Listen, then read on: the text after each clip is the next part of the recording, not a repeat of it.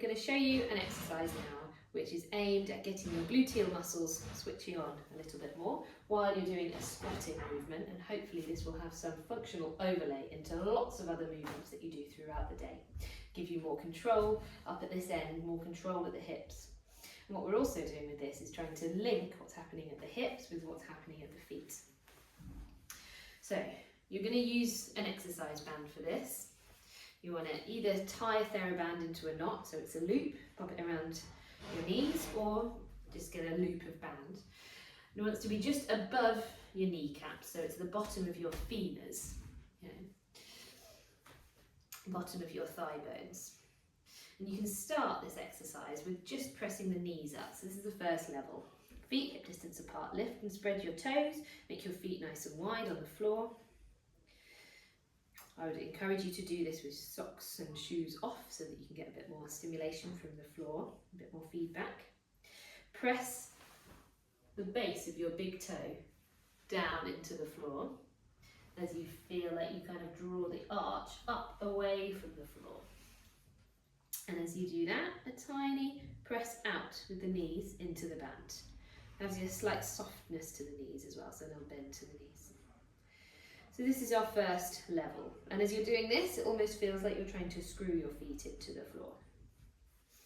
Your heels are kind of working towards each other, and the toes are moving away. And you're not actually moving like this, but there's a sense of that, screwing the feet into the floor. Tiny bend to the knees, and then inhale and grow really nice and tall. And as you exhale, we're going to bend the knees and fold at the hips, turn to the side so you can see.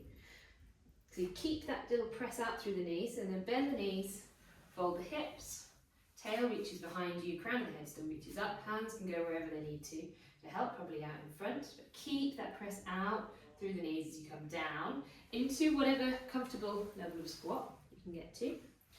Coming down, making sure that this folding has happened, trying to get even folding on both sides of the hips, and then coming up again.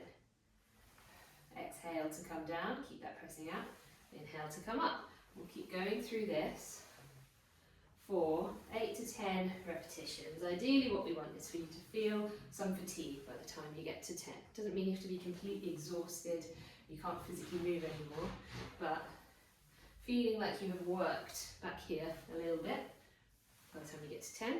Okay, then have a bit of a rest, let your knees come together, maybe just rock them side to side, give your hips a little bit of rotation. Release off. And then same thing again, so feet hip distance or so apart, press down through the big toe, heels gently working in, ball of the foot gently working out, knees gently pressing out, draw up through the centre of the body, through the pelvic floor, and then bending the knees, fold the hips, tail out behind you, hands out in front of you, come down and come up again, still gently pressing out into the band. What we'll do is 3 sets of repetition of 8 to 10 or whenever you can feel some fatigue every other day, and that should give you some real specific targeting of your glute med and glute min muscles in functional activities like standing up from a chair where you're using both legs at the same time, and should overlay into things like going upstairs and then further on walking, running